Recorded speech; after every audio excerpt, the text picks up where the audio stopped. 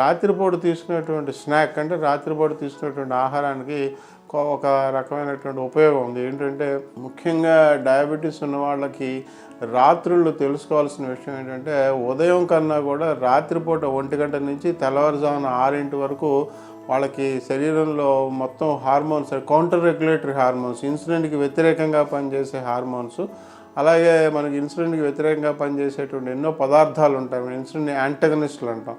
ఇవన్నీ కూడా రక్తంలో ఎక్కువ అవుతాయి. మీరు పడుకున్న తర్వాత రాత్రి 1 గంట నుంచి పొద్దున్న 6-7 గంటల లోపు ఇదంతా ఏంటంటే ఒక రిపేర్. మన శరీరంలో ఆ రోజు జరిగినటువంటి పగటిపూట జరిగినటువంటి కొన్ని చర్యలకు కొంత మన శరీరంలో జరిగినటువంటి నష్టాన్ని పూరించడానికంటే మన శరీరంలో కొన్ని కణాలు పోతాయి, తర్వాత కొంత భాగం ఏదైనా దెబ్బతినచ్చు.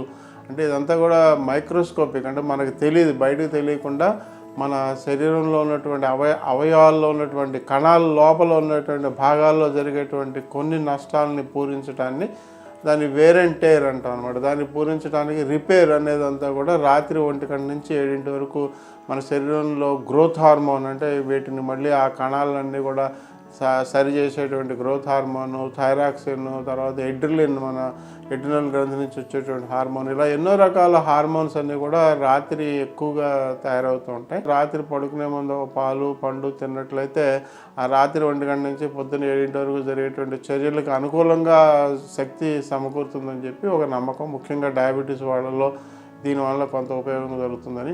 కొంతమందిలో అంటే డయాబెటీస్ చాలా కాలంగా ఉన్న వాళ్ళలో, లేదా పెద్ద వయసు వాళ్ళలో, లేదా కాలేయం కానీ, మన మూత్రపిండాలు కానీ, ప్యాంక్రియాస్ గ్రంథి కానీ, పిట్యూటరీ గ్రంథి కానీ, ఎడ్రినల్ గ్రంథి కానీ, వాటికి సంబంధించిన ఏమైనా సమస్యలు ఉన్న వాళ్ళల్లో రాత్రిపూట రక్తంలో గ్లూకోజ్ ఉండాల్సిన దానికన్నా తక్కువైనటువంటి అవకాశం ఉందండి.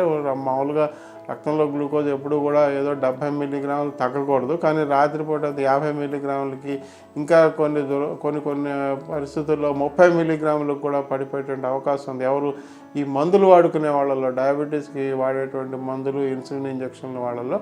కాబట్టి వాళ్ళకి ఏంటంటే ఇలాగ ఏదైనా లాంగ్ యాక్టింగ్ ఇన్సులిన్ వేసుకుంటున్న వాళ్ళకైతే రాత్రిపూట పడుకునే ముందు కూడా మీరు ఏదైనా ఒక పాలు పండు తీసుకున్నట్లయితే రాత్రి గ్లూకోజ్ తగ్గకుండా ఉంటుందని అలాంటి వాళ్ళకి మనం సలహా ఇస్తూ ఉంటాం.